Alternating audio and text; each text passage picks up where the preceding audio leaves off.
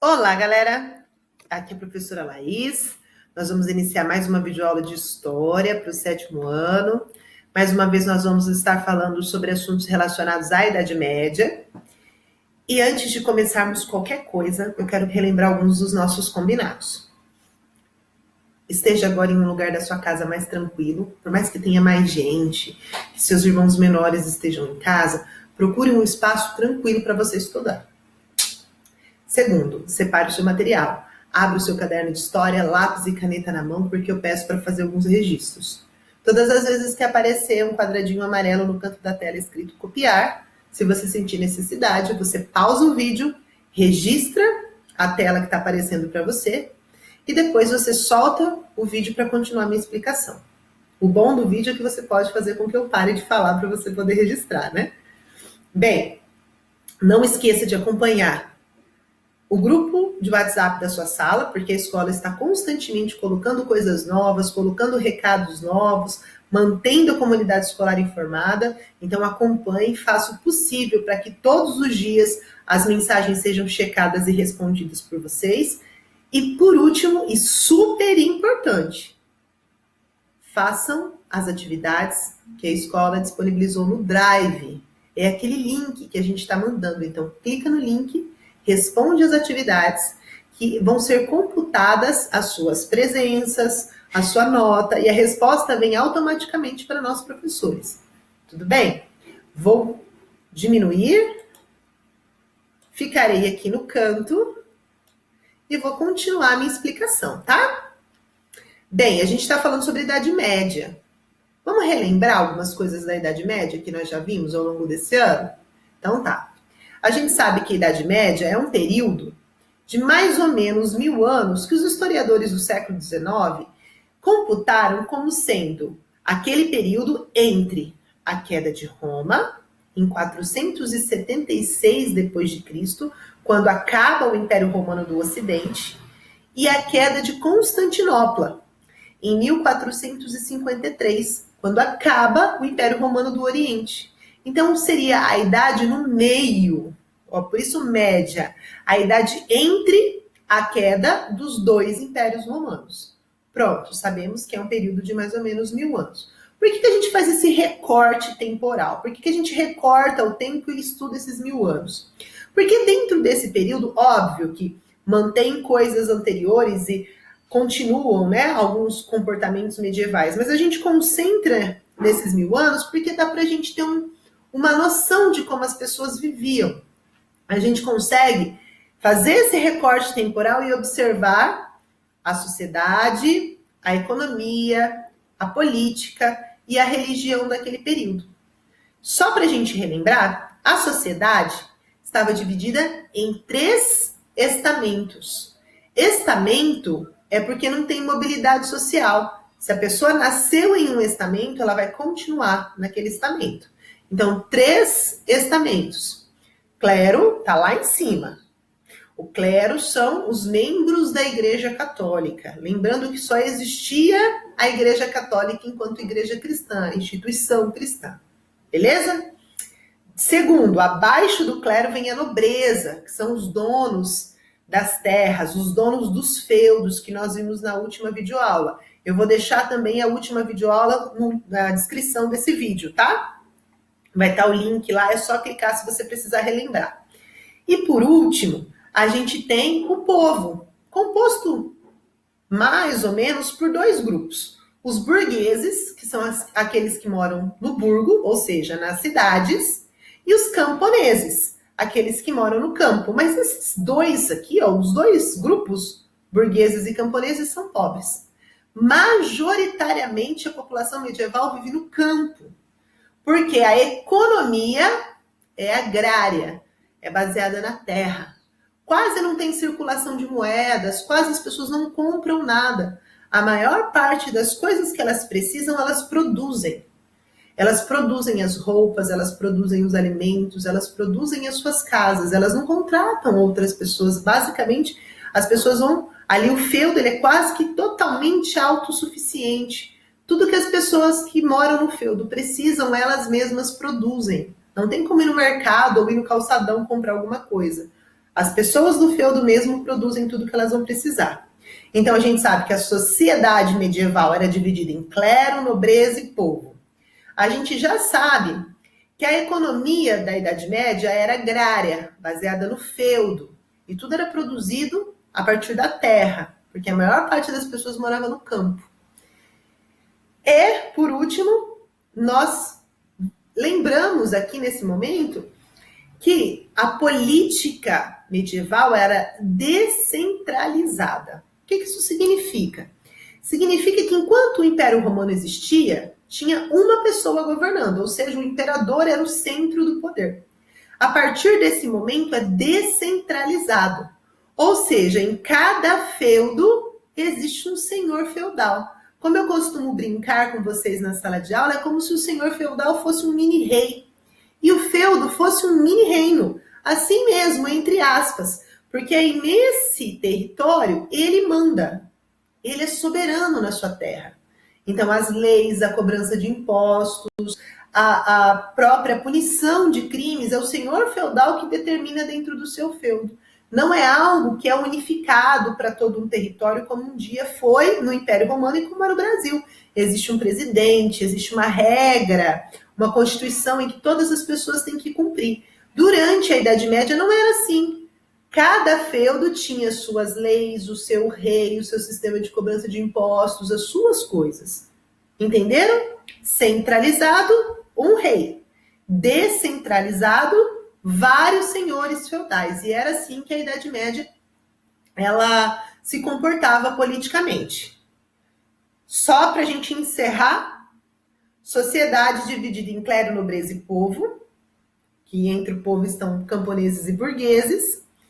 A política era descentralizada, ou seja, cada senhor feudal manda no seu feudo, e a economia era agrária, quase não havia comércio. Por último, que nós vamos aprender um pouquinho mais, aprofundar um pouquinho mais na aula de hoje, durante a Idade Medieval, os cristãos, eles eram muito fervorosos, né? A Europa Ocidental era muito cristã. E lembrando que esse período medieval que nós estamos estudando se refere ao medievo europeu, né? A Europa. Se essa sociedade é muito religiosa, essa religião vai ser refletida na arte. A arte é um reflexo da mentalidade daquelas pessoas, né? A arte, em diversos momentos, ela é utilizada por nós historiadores e por nós professores de história na sala de aula para a gente tentar entender como as pessoas de um determinado período viviam. E nós vamos utilizar as obras de arte para tentar entender essas pessoas da Idade Média. Então tá, a gente olha aí na rotina, a gente sabe que a arte, ela é um reflexo da fé cristã daquele momento. Então nós vamos ver muitos elementos cristãos nas obras de arte medievais. A Idade Média também tem um pensamento teocêntrico que é refletido nas obras de arte. O que significa teocentrismo? Vem do grego. Se a gente dividir essa palavra, ela tem duas palavras dentro de uma só, duas palavras gregas. Theo vem do grego theos, que significa Deus. E centro vem de kintron, que em grego significa o centro, a unidade, o princípio básico. Então, o pensamento medieval é baseado em um princípio básico. Deus no centro de todas as coisas. Como assim, professora? A mentalidade medieval não buscava explicações na ciência, como hoje a gente explica também, né? A gente acredita em Deus, a gente tem a nossa religião, mas se a gente fica doente, a gente procura um médico, a gente toma medicamentos, a gente tenta juntar as duas coisas. Nesse momento, não. Nesse momento, a explicação majoritária era a explicação religiosa. E quando as pessoas ficavam doentes, basicamente eles também buscavam explicações religiosas. Por exemplo, se alguma epidemia acontecia, eles diziam que era porque Deus estava zangado com aquela população, que Deus estava triste, não ia procurar as causas daquilo e tentar se prevenir. Basicamente, colocava como sendo a vontade de Deus, tanto a vida quanto a morte das pessoas. Não estou dizendo que não seja da vontade de Deus, mas eu estou dizendo que Hoje em dia, nós também procuramos outras explicações que facilitam a nossa vida. Tudo bem? E por último, já são conceitos típicos da arte mesmo, que é o conceito de dimensionalidade e tridimensionalidade. Se você não terminou de copiar o slide, você pausa, continua copiando aí e depois você solta o vídeo novamente. Aqui eu trouxe duas imagens.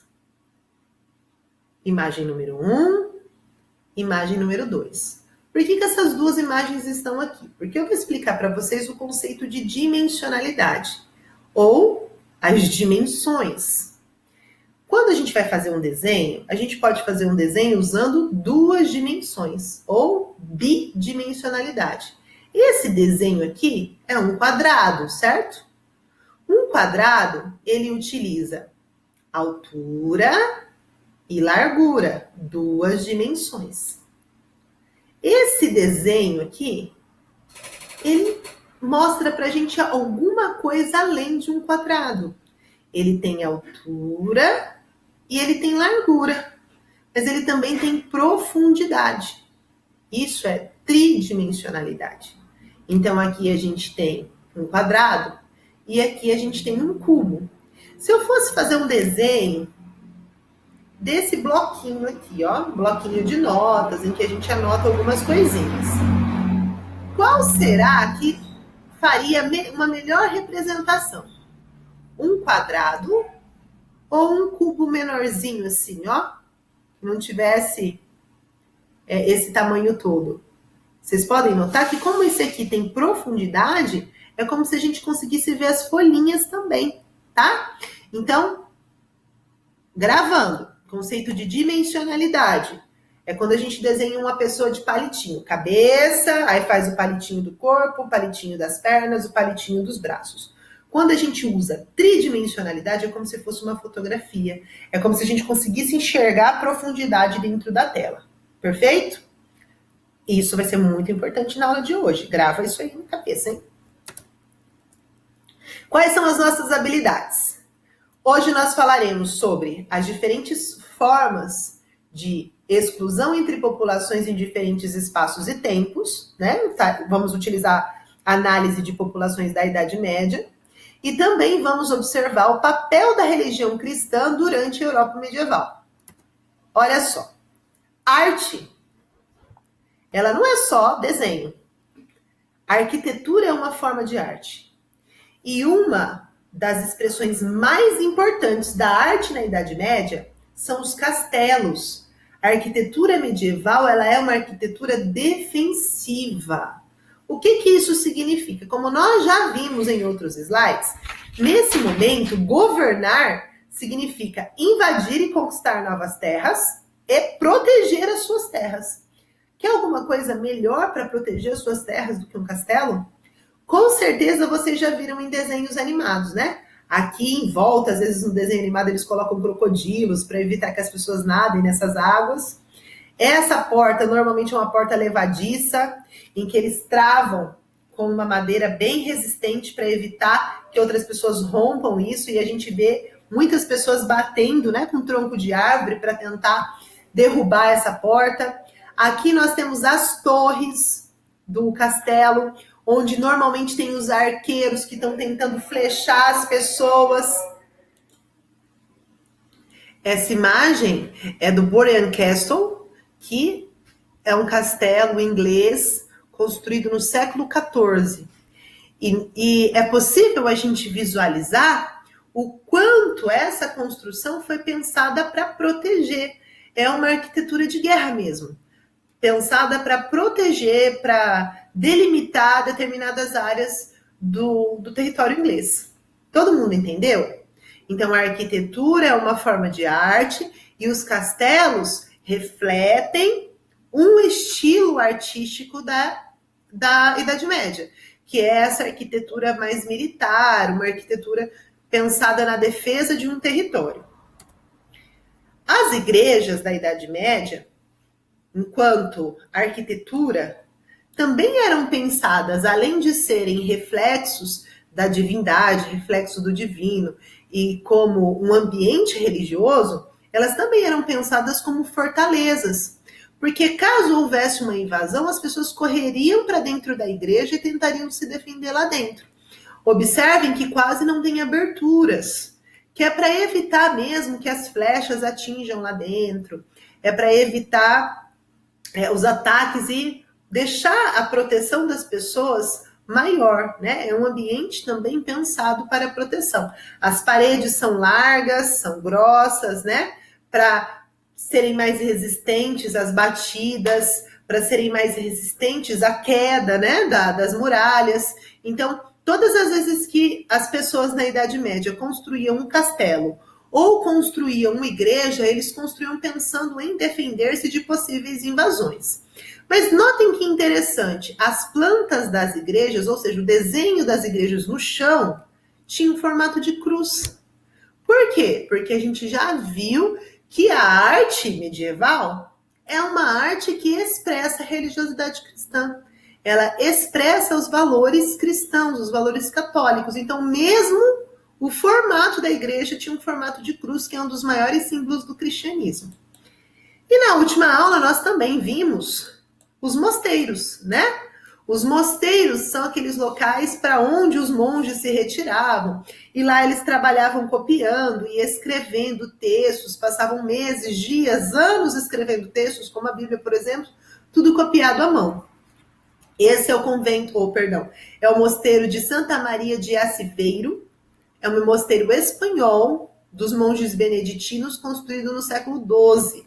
E algumas das partes desse mosteiro são a capela, que é onde eles rezavam, onde eles expressavam a sua fé. O claustro, que é onde eles ficavam enclausurados e não saíam de lá. A cozinha, o refeitório e no subsolo, o local para o sepultamento. Era muito comum na Idade Média pessoas importantes serem sepultadas dentro das igrejas, no subsolo das igrejas ou no subsolo de mosteiros que eram considerados solos sagrados. Mais uma mudança de assunto, registra aí. Artes plásticas. O que são as artes plásticas? Basicamente, pintura e escultura. E a pintura e a escultura da Idade Média, assim como a arquitetura, refletem os temas religiosos, refletem esse pensamento cristão e tinham o objetivo de transmitir os ensinamentos religiosos. Por isso que é uma arte pedagógica. Lembra que eu falei no começo do vídeo? A maior parte das pessoas não sabia ler e escrever. Então, uma das formas que a igreja encontrou de ensinar a Bíblia, de ensinar as histórias bíblicas para a população mais pobre, para a população iletrada, os camponeses e mesmo os nobres, que às vezes também não sabiam ler, era por meio de imagens.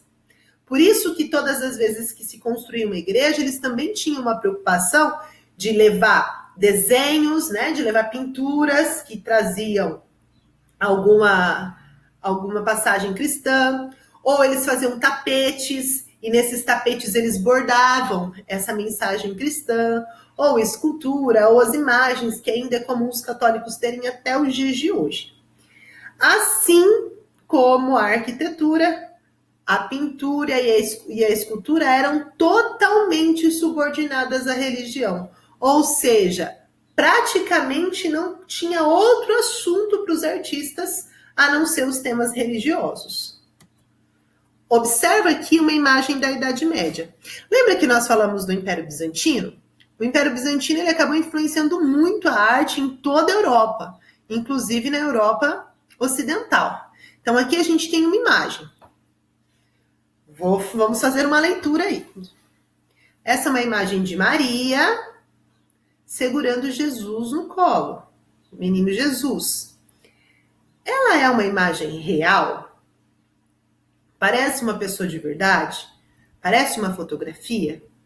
Ou ela tenta transmitir algumas coisas que estão relacionadas ao divino? Eu acho que é a segunda opção, né? Ó, em volta tem aquela áurea, né? Aquele desenho que normalmente a gente coloca na cabeça dos anjinhos. O emoji tem uma auréola, o emoji de anjo, né? Então aqui não está representando uma pessoa comum. Por que eu sei que é Maria? Porque segura uma criança pequena no colo. e porque também tem esse símbolo aqui em volta da sua cabeça, e tem esse símbolo em volta da cabeça da criança, que representa que eles são pessoas divinas, não são pessoas comuns, para as pessoas que o pintaram, certo?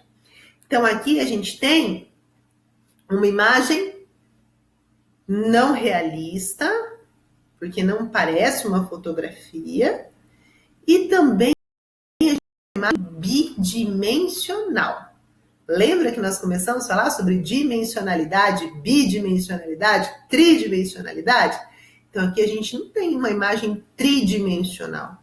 A gente só tem a imagem da frente, né? A gente não tem a sensação de que ele tem volume, que continua, que parece uma fotografia. Isso também é uma característica da arte medieval. Olha outra imagem aqui do fim da Idade Média.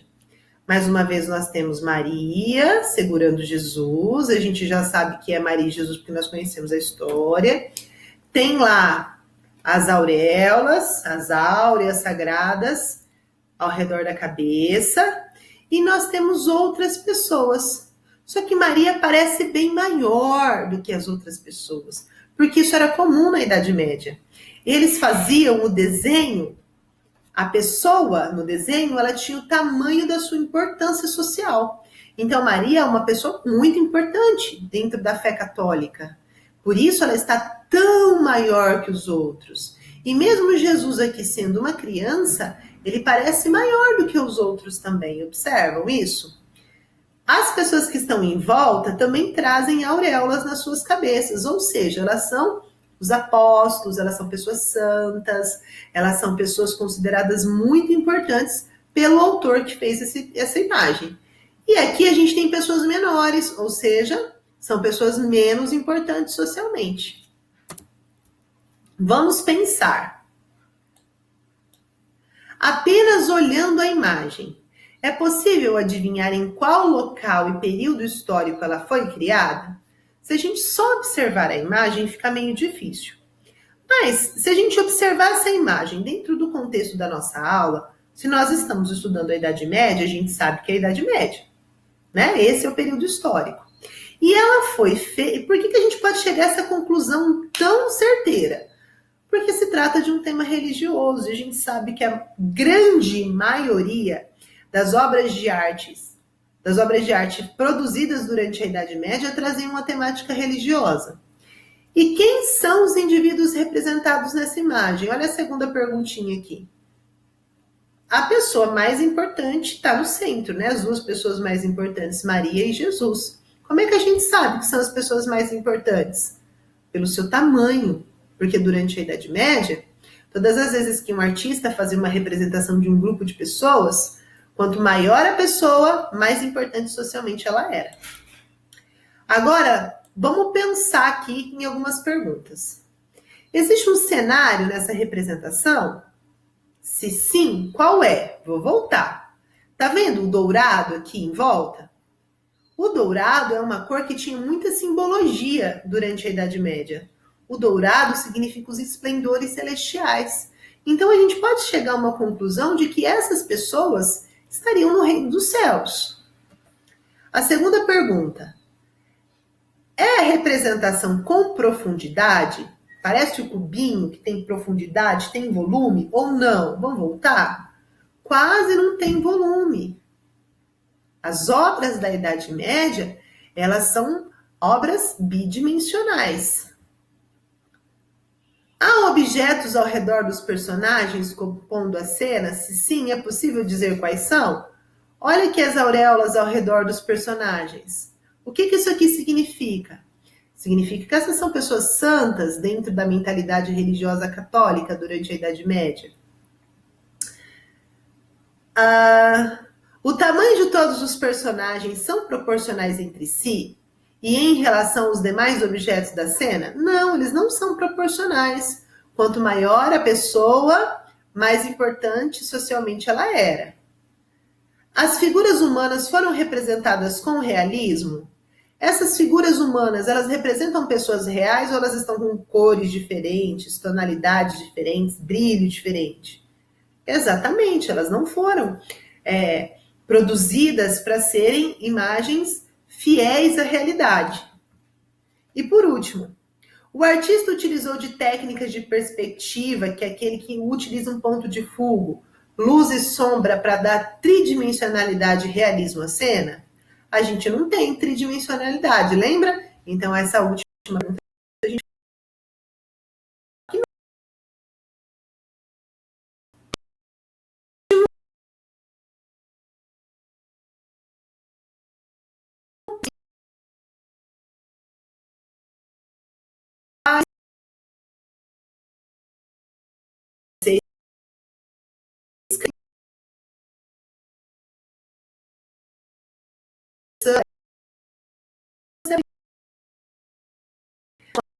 resumo do Centro de Mídia de São Paulo e os outros sites que eu pesquisei, inclusive trazendo imagens para aula e para a gente poder conversar nesse bate-papo tão gostoso. Eu deixo aqui o meu beijo muito carinhoso, né? Um abraço para todos vocês. Desejo muita saúde, muita harmonia para todas as famílias que estão me assistindo. Conto com o apoio de todo mundo para nós continuarmos o aprendizado mesmo longe da escola. Um beijão e tchau!